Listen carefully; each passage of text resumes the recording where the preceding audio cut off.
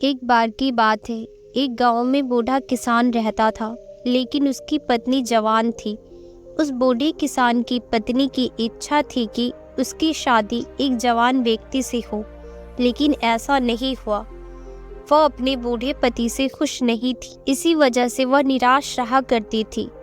एक दिन एक ठग चोर की नज़र उस बूढ़े व्यक्ति की पत्नी पर पड़ी।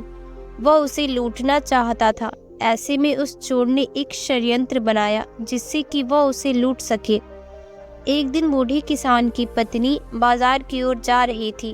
तभी वह चोर उसका पीछा करते हुए उसके पास आया और उसे बोला, मेरी पत्नी मर चुकी है और तब से मैं अकेला हूँ, लेकिन जब से मैंने आपको देखा है मुझे आप में उसका रूप नजर आता है।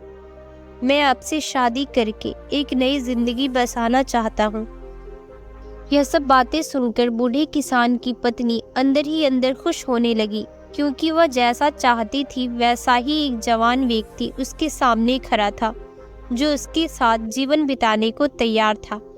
ऐसे में उसने चोर से कहा, तुम यहीं रुको, मैं घर से अपने पति के सारे दौलत लेकर आती हूँ, फिर हम दोनों इस गांव को छोड़कर कहीं और चले जाएंगे। चोर की तरकीब काम कर गई, इस वजह से वह खुश हो गया। चोर ने किसान की पत्नी से कहा, ठीक है तुम जाओ, मैं यही तुम्हारा इंतजार करता हूँ। किसान की पत्नी अपने घर गई। घर जाकर उसने देखा कि उसका पति बिस्तर पर सो रहा था। मौका देखकर उसने सारे गहने और पैसे इकट्ठा करके एक पोटली बनाकर वहां से चली गई। वह चोर के पास पहुंची। चोर धन की पोटली को देखकर बहुत खुश हुआ। आज उसकी अच्छी कमाई जो होने वाली थी। दोनों गांव से निकलने के लिए रवाना हुए। वह चोर धन की पोटली लेकर उससे छुटकारा पाना चाहता था। चलते चलते रास्ते में एक नदी आया। नदी के सामने पहुंचते ही चोर ने उस लड़की से कहा, यह नदी हमें पार करनी होगी, लेकिन यह गहरा है, इस वजह से मैं तुम्हें इस नदी से संभाल कर ले जाऊंगा, लेकिन उससे पहले मुझे यह पोटली नदी के उस पार ले जानी होगी और वहां रखकर आना होगा।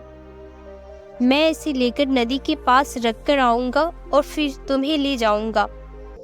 यह सुनकर वह लड़की उससे बोली, ठीक है, यह करना अच्छा होगा, तुम जल्दी से जाओ और इसे नदी के पार रखकर मुझे ले आना।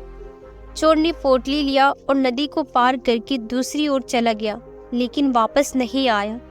यह देखकर वह समझ चुकी थी कि चोर ने उसे बेवकूफ़ बनाया है। हमारी कमजोरी का फायदा कोई भी उठा सकता है, इसलिए हमें हमेशा अपनी कमजोरियों को दूसरों के सामने जाहिर नहीं करना चाहिए। कभी भी दूसरों की बातों पर तुरंत भरोसा नहीं करना चाहिए। हमें पहले सोचना चाहिए, समझना चाहिए और सिचुएशन को देखकर ही कदम उठाना चाहिए। यही जीवन की सच्चाई है।